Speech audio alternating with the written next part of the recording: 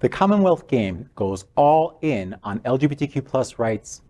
The Commonwealth Games Federation started the 22nd Games without Olympic diver Tom Daley carrying the torch into the stadium for the Queen's Baton Relay, the CGF's equivalent of the Olympic torch. He was surrounded by activists carrying pride flags. The CGF has used their final relay carriers to bring attention to social issues for several years now, and Tom Daley wanted to draw attention that same-sex relations are still illegal in 35 of 54 members of the Commonwealth, the modern-day remnants of the British Empire. Katie Sadlier, the CGF's chief executive, told BBC that countries where same-sex relations are illegal will be less likely to be chosen to host events in the future, saying, quote, "Human rights and inclusiveness is ingrained in our Constitution. Our membership absolutely values the values that we have, and they were central to our bidding process, so that would definitely be taken into consideration," end quote. What do you think? Good for them. Yeah, I mean, that's, I applaud that. That's how that you are 100%. able to make a difference, you know, and be noticed and make a statement. I think is brilliant. Yeah, but we've had events like this in places that are not gay friendly, and those poor athletes go out there and they still represent their countries in a country that they have no laws that protect them. Yeah, I don't know what the stats are, but imagine the amount of LGBTQ plus athletes we have, you know, across the world, not even like representing your country, but you know, and the Olympics stands for something so incredible, and you're able to go up and represent your country and now be your true authentic self. I think that's such an incredible honor. And I know a lot of these countries, you know, my family's from one of the Commonwealth countries as well.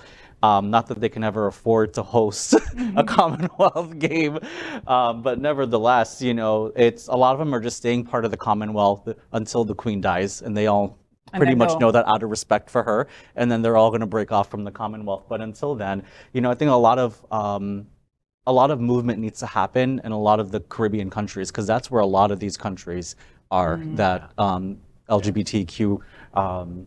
The community is still, you know, in the closet, and they don't feel safe, and they're still getting arrested, and they're still getting because there's still a lot of laws in the books that criminalize, you know, same-sex sexual intercourse.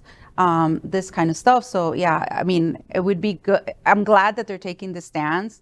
Let's hope that they don't back down as the pressure would be put on them. And it would be nice if the Olympics themselves did this, right? They just had the Olympics in China, and we all know all the human rights violations that occur in China constantly. And so hopefully, you know, if we got, you know, like bigger companies and these places that host these huge events to really stick to it and say, you know what, we're only going to hold our events in places where, you know, it's going to be inclusive, right? Everybody's going to be welcome, and people can be their true selves.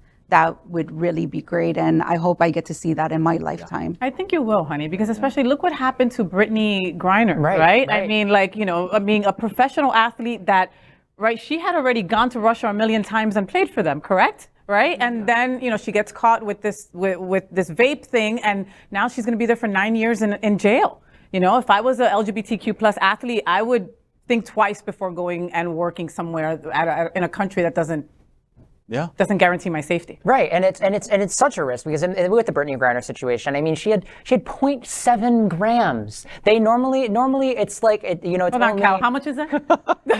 Normally 0.7 grams. Normally it's only like I think it's like a 15-day sentence or something, up to like 6 grams or something ridiculous like that. And we know it's because she's queer. It's because she's a person of color. Yep. Right, and that's why. And it's absolutely, it's so ridiculous. It's so ridiculous. LGBTQ plus news is vital for our community and for the broader world as a whole. We have enough enemies at Fox News. Tucker, Sean, and Laura are loud. We need passionate allies. Happening Out Television Network, Queer News Tonight, and It's Happening Out are literally out of the closet and into the headlines. Our community needs your support. Like this broadcast and subscribe now to ensure the growth of the entire LGBTQ plus community.